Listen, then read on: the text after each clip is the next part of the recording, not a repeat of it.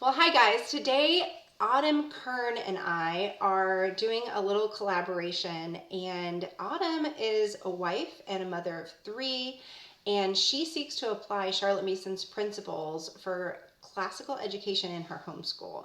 You can find Autumn over at thecommonplacepodcast.com.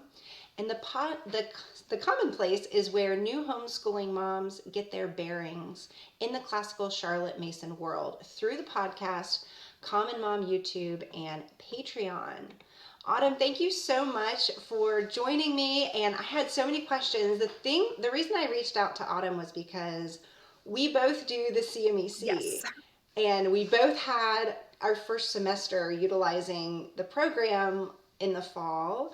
And I have five school age kids, and Autumn has her Mhm. first going through the program. So I just thought it'd be fun for us to kind of compare and contrast and talk about the program a little bit, and that it might be encouraging for everyone just to kind of hear what the program's like, how it's going, like boots on the ground in an actual school, homeschool setting. So, Autumn, thank you so much for joining Oh, me. thank you so much for having me. I love to share my CMEC joy with people, and I think this will be hopefully a really helpful resource. I know it can kind of be hard to find things about the CMEC when you're researching, so I hope we can help with that. Right.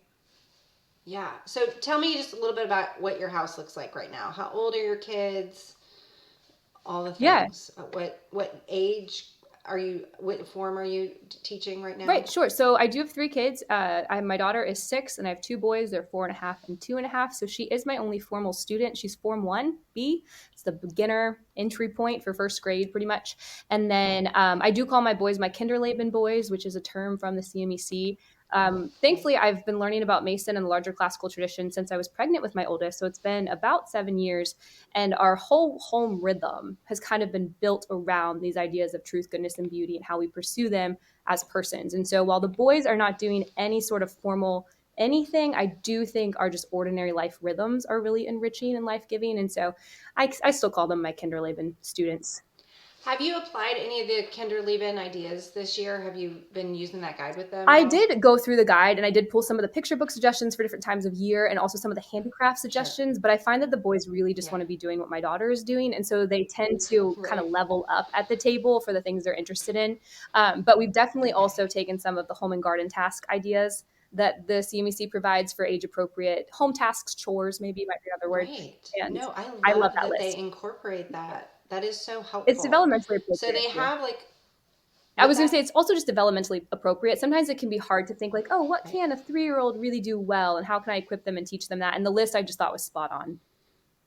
Yes, absolutely. And kind of gives other ideas like, oh, they could do Right. that. I didn't even think of I should really make them do that. Yeah, definitely. the moment when I asked my 5 year old to organize the silverware, and it was like, oh, my 2 year old can also do that. Right. Okay, Yeah. good to Yeah, we know. don't want to underestimate our kids. And I think the CMEC, I will say this about everything, they set a high bar and a high standard across whatever they are talking about. But I feel like it's Right. called Yeah. a lot of us, a lot of things in our home up to a higher order than maybe even I had thought that we could be at this point. Mhm. Right. No, I agree. We have a similar experience. So tell me, what books have you guys utilized that maybe you loved, or just one or two that you kind of were excited about this fall? Yeah, so I thought Betsy Tacy, which was our term novel for Form 1B, my daughter really loved it, but I actually asked her tonight before I was planning to hop on this to see what she would say. And she picked all of her fairy tales, which did not really surprise me. So she picked from Grimm's and from Sure. Anderson. She really loved Yeah. Thumbelina and she loved Cinderella. Those were some of her favorites. And these are the original. So they're in the Old English and they are the original stories, not like the Yeah. Disneyfied stories, if everyone isn't Right. familiar with them. Um, Are you using I Anderson? have Anderson and Grimm's right now. Mhm. Okay. Okay. And we really loved them. And the CMEC provided the links that we needed to find the original because I know that had actually been a struggle for me. I'd purchased a couple of copies of those and realized, oh, these aren't the original. This is like a couple iterations Right. through. So I was really grateful for that. But Right. for my daughter, just watching those happen, what I love is that, of course, she narrates. And for the first form, which is the first 3 grades, as you know, we have mainly oral narrations, but I allow her to also draw if she wants to. And it's been neat to see that she makes Okay. different connections when she's drawing rather than when she's just speaking. And I've seen that Oh kind of yeah. just slowly start to seep into her play and really form her imagination just because it's nourishing materials. Like the things I offer to her in first grade are actually forming her Right. imagination, which is then how she perceives and interprets the things around her. And so I'm able to see that kind of flesh out without having to sit there and Right. make those connections for her. So I would say that's been probably like our favorite one. But we've also had Yeah. Christina Rossetti poetry. I don't know if everyone is. Are you guys doing Rossetti? We are going through, so because I have so many Right. grades, I just read through the Oxford Okay. children's Yeah. poetry. So we're just like on a several year, I think there's a 4-year Okay. rotation. I didn't know. I'm not following any particular rotation. I'm You're just just in it. opening and just we're Yeah. reading that. We like to do that with favorite poems, old and new, is another good one to just kind of open and Yes, that's a just good pick one from. too. But we've Yes. loved Christina But I Rossetti. love Christina Rossetti with my whole Yeah, so heart. she's slowly I working her just way love her. into our just like family language and little inside jokes because Oh, my daughter has learned yes. some of actually the more philosophical and sad poems, and then also just the fun nature flower poems. Just kind of, There's so many great oh nature yes, poems, and I'm like a nature right. guru I know person. you are, Just and we can love talk it. about later how nature study's been my weakest point, and so I need to really just brush up on your videos because I was like, wait, Joy knows nature study. It's my Yeah. heart. I have found that a lot of it is hard for a lot of people starting out to get into it, and um, that is one of the things about Rossetti's poems that are so wonderful. Who has seen the wind? Neither I nor Mhm. you. But when the wind bows down her head, when the tree bows down her head, the wind is passing through. And like my kids will just memorize those, and then we'll see it, and Yeah. it's just Don't you love when you're out she just in makes it nature come to and they life. recite something or a bit of something that comes to mind and you're like, this is it. This is what I hoped for. Well, there is something about our language that helps us deepen what we Mm, perceive, right? sure. It helps us understand it better. And Rossetti does such a great job. That's that poetic Yeah. knowledge that the classical world likes to Oh talk yeah, about. because think about if you unintentionally usually handicap a child where they're not able to describe what it is they've seen or they've loved about a place they've been. When you give them that language, they can then speak those noble thoughts. One of the first things my daughter memorized was a bit of A Midsummer's Night Dream when she was pretty young, just because it was a little nature. It was just 4 to 6 lines of Yeah, a bit about a much fun. bank, and so she would bring that up. We'd Oh be out yes. on the trail when it would come to mind, and she could automatically just start connecting that because she had language to describe what she was seeing. Was that from Teach Your Yeah. Child Hmm. Shakespeare? Yep. I knew a bank where the wild Yeah, honey where grows. oxlips Okay. and the nodding violet grows. Yep, exactly. That's the one. Oh, that's great. I love it. So that's so interesting. So to contrast our kind of literature, I think I just have like a rotation that I'm kind of Okay. going through because I realized I went back through the Form 1 guide and I was like, what am I actually doing from Hmm. this? But we are doing fairy tales. I've got our red fairy book that we're every now and then, but I started reading, and I don't think this is in the program, the Little House on the Prairie Okay. series to my Form Hmm. 1. And we got through, we just finished Little House in the Big Woods Okay. today. Because she would not let me, like, hey, we've got all these other books. And it's like, am I going to just, you're asking for it over and over? And I'm like, yes, yes, we're just going to deliciously eat this So one, good. like, in 2 weeks. Yeah. So we're going to get back to our fairy tales and all of that. We have some picture books that we use. I'm just trying to find some of them. Are you familiar with KY No, Craft? no, I don't know that. We did read King Midas and Okay, the so Golden this. Touch in our Wonder book, though. Okay, so these pictures Oh, that's are beautiful. ridiculous. And so she has this whole Oh, I love that. series. Oh, see, okay. She has this whole series of fairy Okay. tales. I have like this shelf of all my. You must get this read to you in Form 1. Smart. That's a good way to do that. And then it's like accessible to them so they can pull them Mhm. off and like bring them to me. And I'm like, why, yes, I will read you this Mhm. book. That's a great way to do that. So for now, we're just kind of a little bit more hodgepodge, I think, with the younger grades, just because I don't know. I was probably more structured with the younger ones I or the older I'm ones. curious I how you mean, found combining forms. Has that been like pretty natural for you, or oh, that's an interesting question. So that's actually why I changed over to I remember CMEC that. was because it was so complicated with Ambleside Online doing, each kid had their own Mm-hmm. thing. But they had this whole thing, I guess the video summer Mm-hmm. planning Yes, the summer planning course. course. Yeah. And they talk about combining, and I don't know, you just need someone to say, it's okay to not do a book. Yes. It's okay. Yes. Mm-hmm. And I was like, thank you, Yeah. Amy. I needed to hear Amy's the that. best. She showed her logbook one time and like, oh look, a whole week I didn't do or something like that. It was just so like, oh, thank Right, you. Very, right. very wise, I Amy appreciate Snow. that. Yeah, so I spent probably 2 months in the spring because we were trying to buy a house, and this is our new Lovely. house. Um, but we were, I knew that was Mm-hmm. coming, but you don't know Right. when.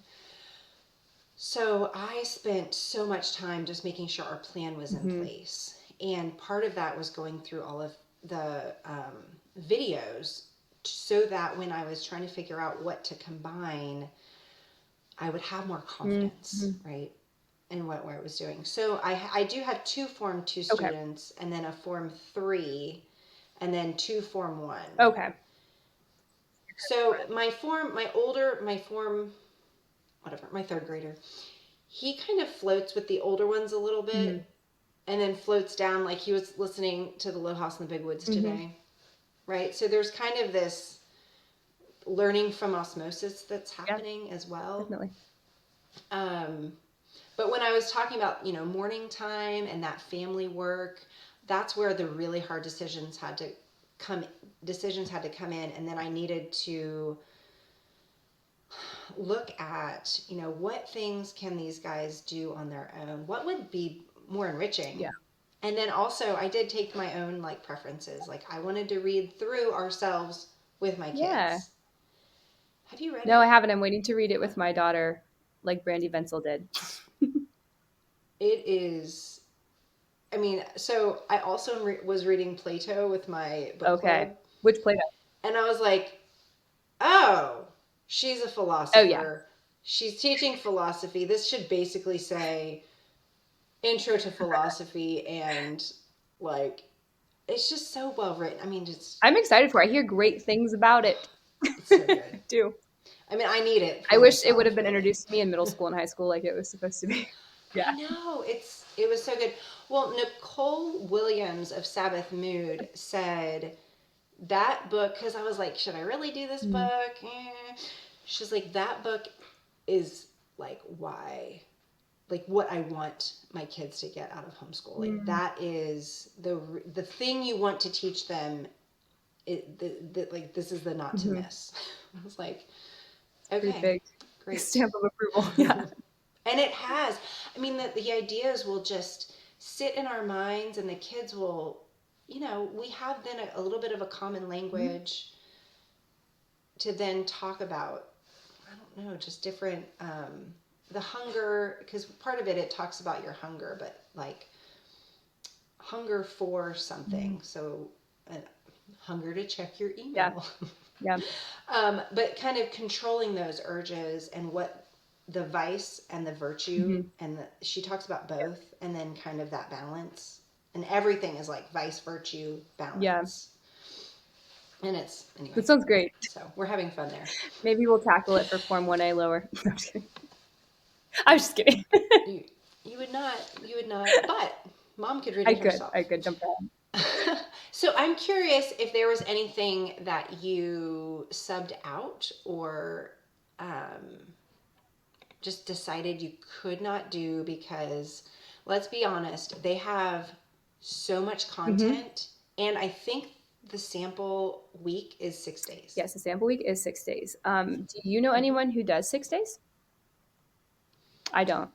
I'm gonna think about this for a I moment asked before around I a say bit, that. so it's purely anecdotal, but I couldn't find anyone who did the 6 day. I don't know a human, right? Like I know internet people Yeah, but like, might yeah. say, Yeah. Okay. Well, we don't do 6 day timetable, so we don't do that. But I didn't sub no, out any books. I just took Form 1B as it is. But I did sub yeah, out certain things. So the things that make up like our song book, which would be our hymns and our scripture memory, Old Testament, New Testament, things like that. I did sub out those picks. So we did some different Old Testament and New Testament, scripture memory. We did like the Nicene Creed, and we did hymns from church for term one, things that my kids hear more regularly, and I wanted them to be able to join in with at church. Totally. Um, Especially if they're pre-readers. yes, pre-readers, and so if they can recite things like the Nicene Creed or the Lord's Prayer, I think if they know those things, then Yep. they're able to participate in the service, which I really love. And so we just swapped out some of those things, and then I'm trying to think if I changed anything else. Um, no, otherwise, What about handcraft? no, we did needlework in the first term. You did? Yes, we did. Okay. My daughter loved it. So did my boys. Actually, everyone got in on needlework. We were all working on it. And now we're moving to Good. raffia, and we did some clay as well. But now we're moving on to raffia. So we Okay. kind of Good. stopped. Well, oh, yeah. We introduced Okay. clay, and I also introduced the sand Yes, trays. they love sand trays. And those have been a huge help. I did not have the margin Okay. to even look at the other stuff, but I'm like, oh, it's so helpful because the way the CMEC sets up homes, like the Mhm. plan, is that I'm then able to look at each of my children and consider them for the whole year. Whereas before, I think I was almost doing like a trickle down approach, like top down, like, okay, whatever the oldest Oh, I did, then see. we've got those books from that year, and then Yeah, I see. copy and Hmm. paste. And that is just not, first of all, it's not respecting their person. Yeah. And then next, it's not realistic because, like, I would read aloud some books that together, and then they got that one last year, and you're going to do it again. No, Right. just, it was It too would seem much. very separated. Like, well, you go because you've already done this, and you have to stay, as opposed to being able to come together where you could. Right. And I know people who were able to figure out how to do that well and have the confidence to make those decisions. But I think it's very hard to feel like, oh, well, it's okay if you miss this book, Hmm. which it Hmm. is, but you also want them to have the best. So maybe I don't want you to miss You that do book. want to lay the feast, and then you're like, well, it is a lot, and it's okay if maybe this term we just shelve this thing, but then you're like, but that thing is really great. I don't really want to shelve Yeah, it. That does become the problem. But I love it's what you hard. said that you wanted to read through the Little House book, and so you just kind of stopped your tales and literature for a little bit while you did that, and just enjoyed being in the story. Which isn't this about Yeah. cultivating right loves? And so you do want a child who cares rather than just pushing through with what Right. is Well, and tried. then her and her little sister have They've been playing been it. playing Little House on the Mhm. Prairie like every Right. afternoon and dressing up in the prairie bonnets and the whole Yep. thing. So I was like, oh, Yeah. okay, well, I love that when they embody we're it. doing They it. kind of incarnate it. Yeah. Yeah, so I had another question. So I've been reading through some of the old parents Mhm. review articles, and one of them is talking about, get the context here. They are in this article. They're kind of starting new PNEU, the Parents Education Union, National Education Union, like Mhm. branches. So they're kind of talking about how to spread that and how to kind of get these ideas out there into the community, basically, and having parents adopting, you know, these educational principles. And the quote goes, so this is from the Parents Review article called Parental Peculiarities and Parental Possibilities by Dr. H. Lang Gordon. And this is actually on the Ambleside Online website. Um, and the quote goes, the truth will have come home that success depends less upon the trustworthiness of principles than upon the manner in which they are put into practice. Although requirements vary according to locality and surroundings, the principles of the Union are capable of adaptation everywhere. Indeed, they flourish in any soil so long as they are carefully planted, tended, and nourished. And of course, they're talking about Mason's 20 principles that we get in all of her volumes.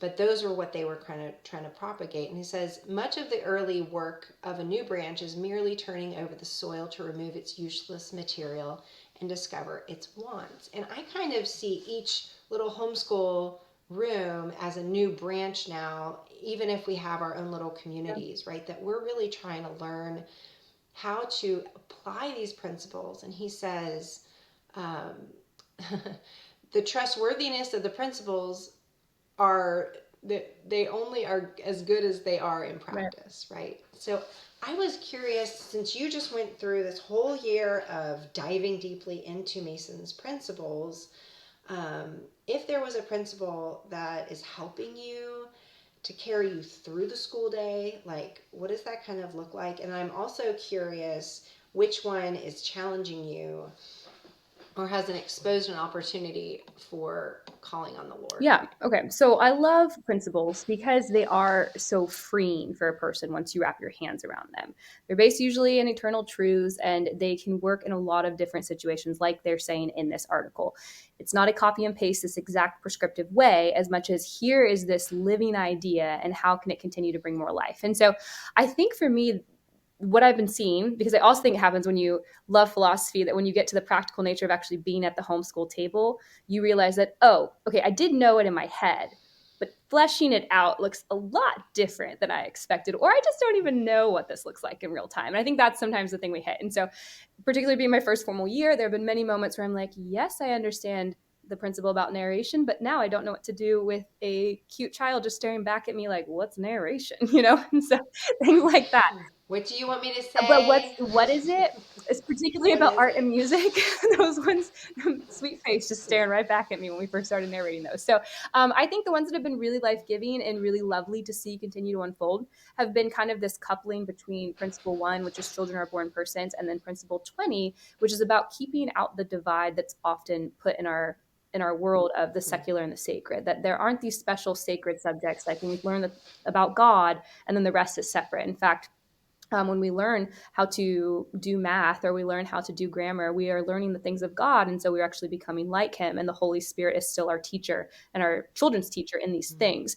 And so when we think about, when I think about my child as a person, I've noticed that there's still, because I was public schooled, that's important to this. I was public schooled all the way through. And so I still sometimes, even though I love learning about this and I think it's so beautiful, will feel the tug back to what I know as school. And so it's very easy to be like, okay, well, did you get the idea? Did you get the point? Even though I don't come into a lesson with this objective thing she needs to say at the end of it to count it as a day where something was learned, but I'm checked constantly by my child as a person. They are made, she is made Right, with a mind. She has a mind that can grow. right, Ideas are seeds, they're spiritual things. Again, the Holy Spirit is yeah, partnering with her as she learns to teach her about God's world. right, Like, I want her to know how to live and move and breathe in his world well. And he's just as concerned about that, if not more. And so, even as I check myself, like, I'm not regurgitating this for you. I'm not insisting you say something I want you to say in your narration. I'm giving you the freedom and time to be a person who might slowly think about a little seed of an idea for 3 years. Maybe then I'll see some fruit, maybe 15 years. I don't know. But right. motherhood is a long game, education is formation, and that is a long game. And so, those two principles continue to kind of check what I think would feel like it came out of left field, like this public school mentality of like, well, I need to make sure that when you walk out of today, we really accomplished something that I can point to on paper, when that's not actually what I believe in my principles, right? And so the principles Right, continue to just let me enjoy our homeschooling time and really dive in with right. her and learn with her and let her have her narration time, enjoy the literature we're reading together, getting outdoors together, all these things, practicing keeping notebooks, which is not something I did other than a Commonplace book prior to her schooling. So nature notebooks, things like that. Right, And there's right. just this burden lifted off of me when I keep those two principles in mind and really just allow us to feast, like, sincerely. I know it's the It thing, but that's what it is. it does allow us that Yeah. freedom to, and we almost have to say it. Yeah. This counts, Yeah, this counts. even if she doesn't narrate or even play Right. later. And I've been so surprised at children who will sit there seemingly not paying Yes. attention. They're messing around with their sibling, their whatever, and then they tell back at dinner or a week Mhm. later, some, and even maybe Even even maybe longer. longer Yeah. than Yeah. that. And you're like, oh, You were paying attention. okay. I noticed that with my Kinderleben boys because oftentimes they're Legoing or magnetiling off, to the side, and I don't Right, think they're hearing anything. And then I find my right. middle child trying to draw his letters in the air all on his own just because he's been listening to my daughter. It just things where you're like, wow, you were paying attention. So So that's been the good one. You asked Okay. one that's been challenging because there definitely has been Yeah. that as well. And for me, it has always been principle number 4. Like the day I met principle number 4, I knew this was going to blow my world upside down. If you don't know, those watching, what principle 4 is, Mason takes all of her principles are very interconnected. She builds upon herself. But 1 through 3, she's talking about what a person is, that they have the potential to grow good character or bad character. They need to be under the authority, which is still under God. And then she gets to number 4, which is that you, in your position, rightful position of authority, cannot encroach upon the will of a child in the way you motivate them. And basically, what she means is that you cannot get them to do what you want in any way that violates them as a person. That could be fear, some sort of threat, some sort of threat of punishment. That could be their love for you if they're a people pleaser and you manipulate that in order to get what you want quickly. That could be suggestion, any undue influence on the natural desire of a person. Because the only thing, and Mason points to scripture for this, the only right motivator for anything that any of us do, but a child, comes from Ephesians 6, and that's because it's right. That's the motivation. And so I realized that even in my like Christian world, the things I had been taught, the little tips and tricks, often violated the wills of my children without me realizing it, because essentially what you motivate a child with is what you motivate them towards. So if you have a people pleaser and you use that to your advantage because you know they want to please you, well, when they're 15, they're just going to want to please a cool girl they know or a boy they like. Like it's just going to keep pivoting around rather than, oh no, I want to be a person of virtue. I want to please God. I want to do this because it's just the right thing to do.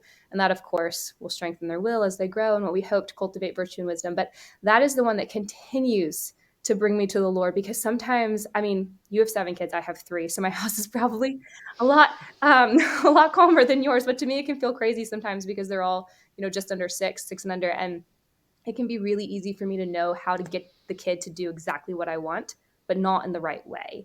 And that temptation just seems to sit more so as we have this time of formal lessons where I really want to be able to focus. I really don't want her distracted. I really want to get through the things we need to get through, because then we have Right. afternoon occupations. We still have more things to do later, and they're great things, but I can get in this task mind, and then I start feeling the temptation to completely treat my children like they're not persons.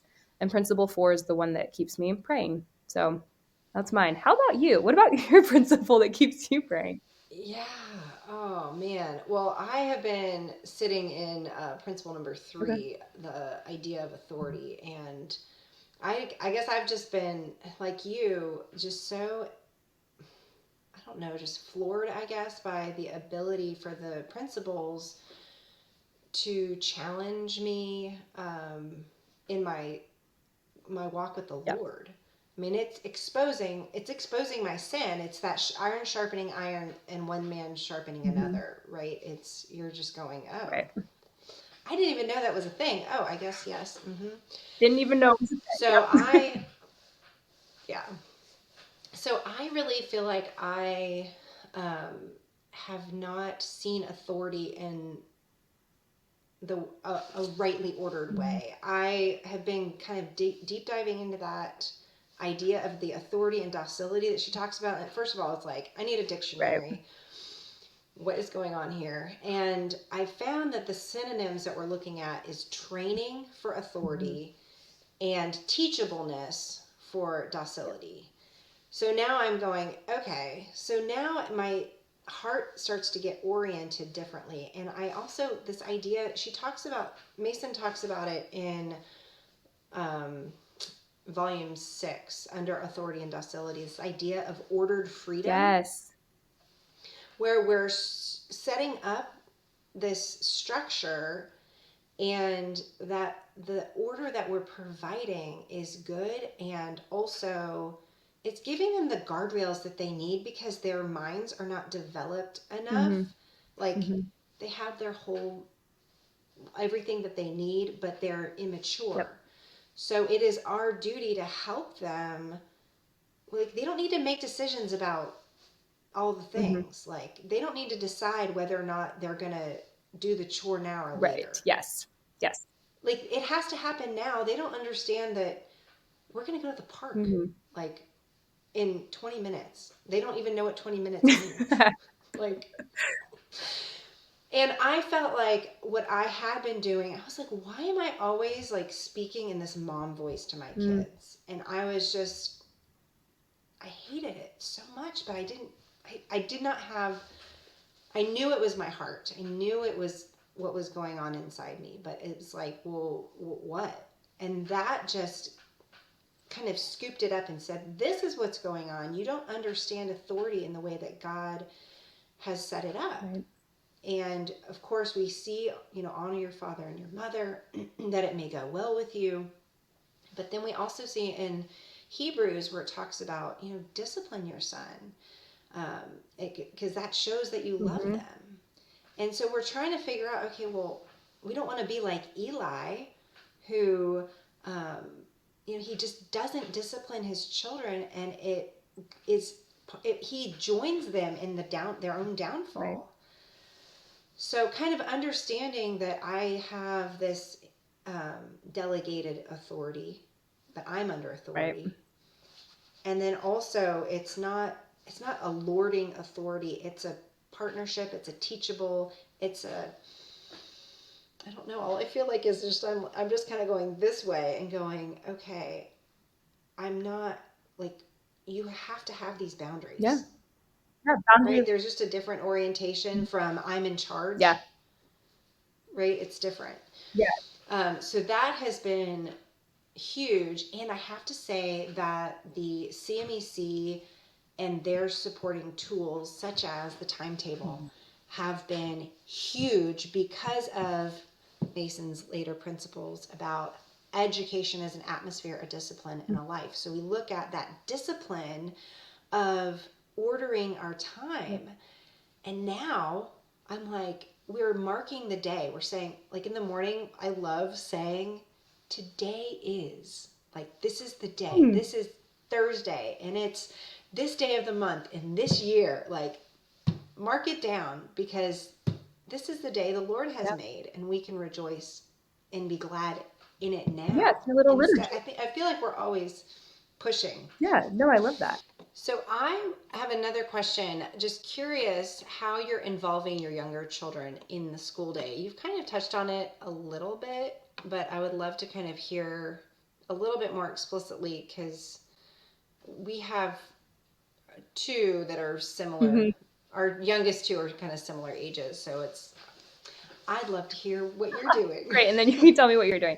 So we made a big change between term 1 and term 2 when I realized that the boys were no longer getting what had been our benediction table time, or our morning time. We just called it benediction table. Once my daughter, I had this invitation to the boys, you can come to the table for whatever you want. And they would come, but I realized it's not this organized thing for them anymore. They're not getting this little bit of truth, goodness, and beauty laid out before them. And so when we moved to term 2, I decided actually to switch up our timetable pretty majorly and move some of my daughter's lesson blocks up, so that the boys would then be required to come to the first part and get that sort of morning time together, even though they're Kinderleben students. And so we moved up, and this doesn't all happen on one day or like every day. It's kind of spread throughout the week, but we would do Old Testament and New Testament, composer, artist, poetry, recitation, tales and literature, those sorts of things, sometimes history.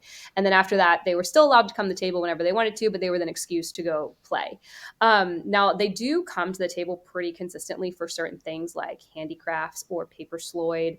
They love nature study. Anytime they see paint come out, or I mentioned clay as our handicraft, we cut that short because there was clay everywhere in my house, like in the cracks of my wood floors and like everything, because the boys would take it and run. So we are not claying anymore. So for my boys, they do always come to the table at things that you would expect, like handicrafts and paper sloyd or our tales and literature. They love Swedish drill, any of the singing games or dancing, all those fun playlists that the CMEC put together to enrich the lives of students. Like, I love those things that we do that don't have a utilitarian purpose, and that the CMEC builds that out for us. They love all of that. Now, when they're not at the table, which is a good bit of it, they will build tents and they will build forts. They will do Legos, magnetiles. They get into all of the kitchen cupboards looking for snacks they're not supposed to be eating. They go outside and play. They do have each other. And so I think that really helps, that they tend to just go play. But we definitely spent probably, I did spend some habit training time during the summer trying to get them used to playing outside for about an hour without my daughter so that maybe that would transfer to the school year. But once we actually started, it did take us about 6 to 7 weeks for them to get used to the fact that, okay, no, she can't come to you. No, you can't come up and interrupt her when she's narrating. You will have to wait if mom says, practice patience for a minute. I will be with you quickly. But we all kind of adjusted and learned. I had to learn to take care of them, every 7 to 12 minutes, maybe if they needed me. And Right. that's just the expectation now. So I'm not flustered by it. But I do think that first term, we spent a lot of time just habit training, like what's everyone's norm right now, because it was so new for us. Yeah. And now, thankfully, they'll just play near us. As long as I have baskets out, sometimes I'll set up some magnetiles or I'll pull out some puzzles so that it's kind of half started for them. And that seems to kind of draw their Yeah. attention a little more easily. And then we Yeah. do our 10-minute tea time. So we have a 10-minute break during our lessons, right smack in the middle for 10 minutes. It's a natural, like, go to the bathroom spot. We make tea quickly. We read a couple of poems, and they're always there for that. And that sort of helps lead into our solfa, drill, dancing time. So it kind of brings them back to me. Mm-hmm. And then Mm-hmm. my daughter will also read her treadwell primer books or primer books, depending on how you say it, to them. And so that's another way they get in, is that she reads aloud to them. And they all really think that's quite fun that she can do that. That's so great. Where did you get the idea, or did you just intuitively have the break set in there? I just feel like that's like a superpower. The idea that there could be a 10-minute tea time is from Sally Clarkson. I think she does a one-woman tea time that I've heard her mention before. Yeah. But I knew, so my daughter Okay. was 5 3/4 when we started. She had already asked to learn how to read and do math. So she had already done lessons on her own Yeah. interest and amusement, as in like it brought joy to her to do. And so we had already Mm-hmm. started a lot of things that I thought she'd transition well rather than waiting until 6 3/4. But I wasn't sure exactly how it was going to go. And so my gut mom feeling was 10-minute tea break in the middle of the day will give her a little bit of respite. And then she'll come back, warmed belly, to continue on. And I did move the timetable around. Like I learned in the first week, reading lessons could not be the last thing we did. I needed to be in the first half. No. Handwriting is a good At thing to end first. on, like not the heavy thinking things. And so we did like have to flex, but Right. yeah, I just kind of knew. Also, my kids think they're British; they drink a lot of tea, and so that little 10-minute tea time is not our tea time for the day, but it is a Right. good little joy, simple joy in the middle of all. Oh, it's so important. Yeah, we actually do something Yeah. similar. We have a 10 o'clock Nice. break, snack Mhm. time, like put your stuff away, but mostly just we're raiding the kitchen of fruits, Right. vegetables, various things. But yeah, I feel like it's really helpful. That was another thing Nicole Williams had mentioned and just kind of said, like, don't skip the Yep. break. Like the 10 minute, that just gives you a minute to just, then I can go check the timetable, like look and see what's going Mhm. on. Like I can go to the Right. bathroom. I Right. can, Yeah. do whatever the thing is that needs to Refill get the done. water Switch over the cups. laundry. I Yeah. don't know. Mhm. Just feed the baby, put him in his high chair. I don't know. Just all do all Right. those Yeah. things. It's 10 minutes, but it's great. Um, yeah. Well, I think this has been so great. Thank you so much, Autumn, for joining me and just sharing your experience. It was really fun to kind of go back and forth and kind of compare a Yeah. little bit how the CMEC has really been just hugely instrumental. It sounds like in both of our families, just the lifestyle, the homeschooling Oh, yeah. lifestyle, right? It's helping us take some of those principles and give them Yes. legs. So I think that's so Oh, important. definitely. I So. think I think the CMC is phenomenal. I can't wait to sign up again. Never crossed my mind not to do it. I was talking to a friend who I No, think yeah. summarized it really well, so I wanted to steal it from her, that the CMEC does not hold your hands, but they put everything in your hands that you need.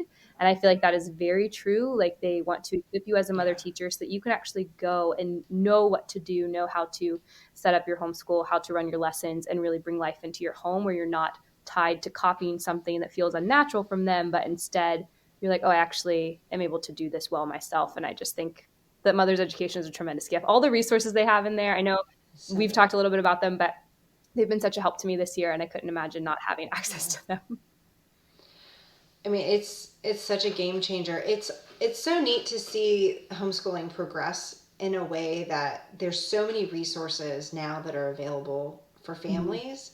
But then all of them are building on one another. So there's just this huge amount of knowledge that we have in our generation that the mothers who were just getting the volumes in the 90s, like that was all they had. They didn't have all the parents review articles and all of just we have so much knowledge now that it can equip Mm-hmm. us more deeply. I did want to give a little fun Yeah. fact.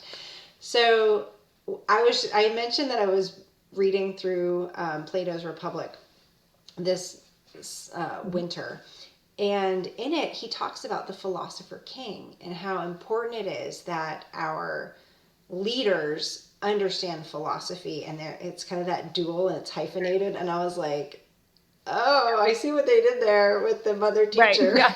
Yeah. It's true. Awesome. Because you need those dueling, right? It's that dueling role that you can't separate. Kind of Queen Elizabeth II had this great quote about her role as a Mm-hmm. queen.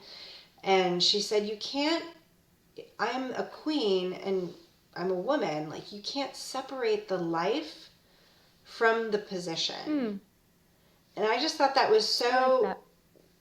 beautiful. And, she just had this attitude of Yes. service that I think we can all learn Yes. from, just orienting ourselves to serving our families.